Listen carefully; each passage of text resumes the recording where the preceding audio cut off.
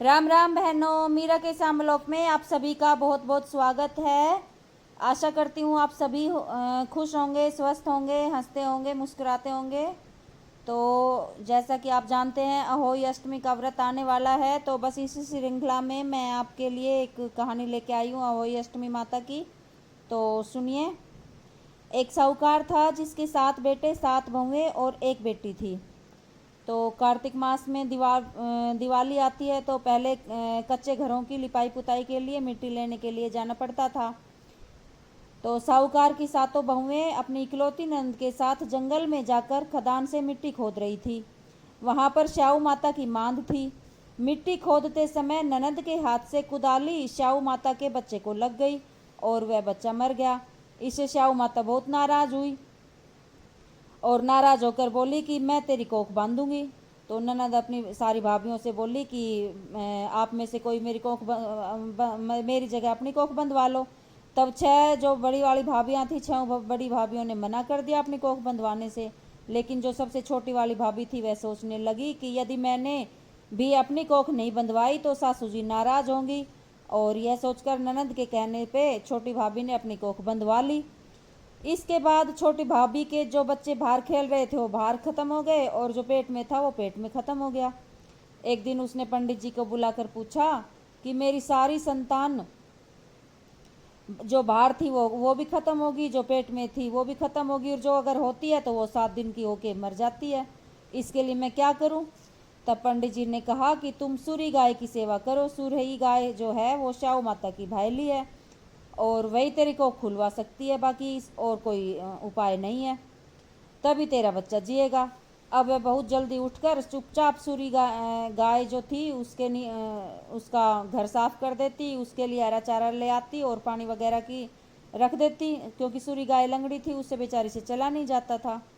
तो गौ माता एक दिन सोचने लगी कि हर रोज उठकर कौन मेरी सेवा कर रहा है, मैं आज देखूंगी छिपकर। तो अगले दिन गौ माता छिपकर बैठ गई। तो खूब सुबह सवेरे उठी तो क्या देखती है कि साहूकार के बेटे की बहू उसका घर साफ कर रही है, उसके लिए हरा चारा ला रही है और पानी वगैरह रख रही है। गौ माता बोली कि जब वह बहू जाने लगी सारा काम करके, तो गौ माता ने उसका हाथ पकड़ लिया साहूकार के बेटे की बहू का, और वो बोली कि मांग क्या मांगती है? साहूकार की बहू बोली कि श्याऊ माता तेरी भाईली है और उसने मेरी कोख बांध रखी है, अगर आप कुछ देना ही चाहती हैं तो मेरी कोख खुलवा दो अपनी भाईली से। गौ माता ने कहा अच्छा। गौ माता साहूकार की बहू को अपनी भाईली के पास लेकर चली। रास्ते में कड़ी धूप थी, वे दोनों एक पेड़ के नीचे बैठ गई। थोड़ी देर में एक सांप आया और उसी पेड़ पर गरुड़ पंखनी के बच्चे को डसने लगा। साहूकार की बहू यह सब देख रही थी, उसने सांप को मार के और ढाल के नीचे दबा दिया और बच्चों को बचा लिया।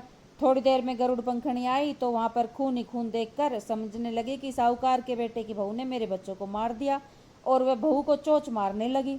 साहूकार की बहू ने बोला कि बहन, मैंने तेरे बच्चे को नहीं मारा, बल्कि मैंने तो तेरे बच्चे को बचाया है। और उसने ढाल उघाड़ के दिखा दिया सांप को। तो मरे हुए सांप को देखकर गरुड़ पंखनी बहुत खुश हुई और बोली कि मांग, तू क्या मांगती है? तब वह बोली मांगूंगी, लेकिन देना पड़ेगा, पहले वचन भर ले। अब उसने गरुड़ पंखनी ने 7 वचन भर लिए। तो वह बहू बोली 7 समुद्र पार श्याऊ माता रहती है, हमें उसके घर पहुंचना है, जल्दी से जल्दी पहुंचा दो। गरुड़ पंखनी ने दोनों को अपनी पीठ पर बैठाया और श्याऊ माता के घर पहुंचा दिया। श्याऊ माता उनको देखकर, अपनी भाईली को देखकर बहुत खुश हुई और बहुत आओ भगत करने लगी।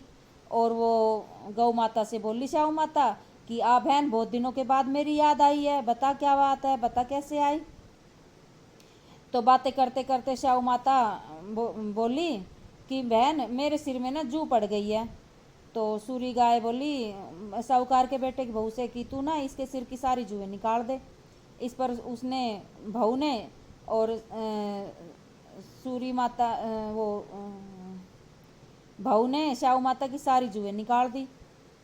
तो प्रसन्न होकर श्याऊ माता बोली मांग, तू क्या मांगती है? इसलिए मांग, तू क्या मांगती है?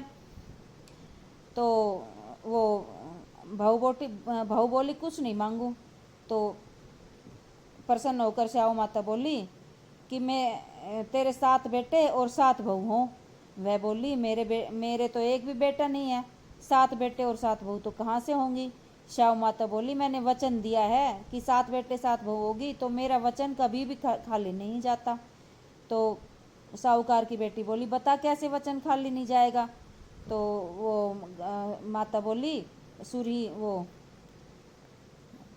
होई अष्टमी माता बोली कि वचन से फिरूं तो धोबी के कुंड की कंकड़ी हूँ। साहूकार की बहू बोली कि मेरी कोख तो तुम्हारे पास ही पड़ी है, तुमने मेरी कोख को बांध रखा है, तो मेरे 7 बेटे 7 बहू कैसे होगी।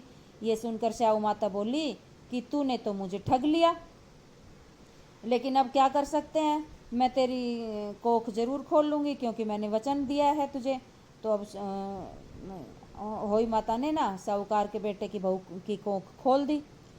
तो जा, वो बोली, तेरे घर तुझे 7 बेटे और 7 बहुएं मिलेंगी, तू जाकर 7 उद्यापन करना, 7 होई बनाकर 7 कढ़ाई करना। वह लौट कर घर आई तो क्या देखा कि 7 बेटे और 7 बहू बैठी है अपने साथ। उसने 7 होई बनाई, 7 उद्यापन किए, 7 कढ़ाई करी।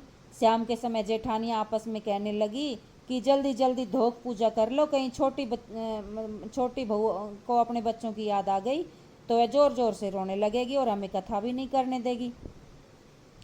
तो उन्होंने अपने बच्चों से कहा कि जाओ बच्चों, चाची के घर जाकर देख कर आओ कि आज अभी तक रोने की आवाज़ क्यों नहीं आई। बच्चों ने आकर देखा कि चाची तो होई बना रही है, कथा सुन रही है, और कुमारी बैठी है कुमारी बैठी है कमोई देने के लिए।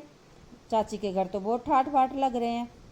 तो सारी जेठानियाँ दौड़ी दौड़ी आई और आकर क्या देखती है कि भाई बहू के तो ठाठ बाट हो रहे हैं। तो वो कहने लगे कि तुमने कोख कैसे खुलवाई। तो उसने कहा, तुमने तो कोख बंधवाई नहीं, तो मैंने कोख बंधवा ली थी, परंतु अब श्याऊ माता ने तो मेरी कोख ली थी और श्याऊ माता ने मेरी कोख खोल दी। तो सभी बहुएं बोली, श्याऊ माता में इतनी शक्ति है। बोली, हाँ श्याऊ माता में इतनी शक्ति है। तो हे श्याऊ माता, जैसे साहूकार के बेटे की बहू की कोख खोली, वैसे ही हमारी और हमारे सब परिवार की बहुओं की कोख खोलती जाना, और सारे घर में बच्चों की किलकारियां हमेशा गूंजती रहे।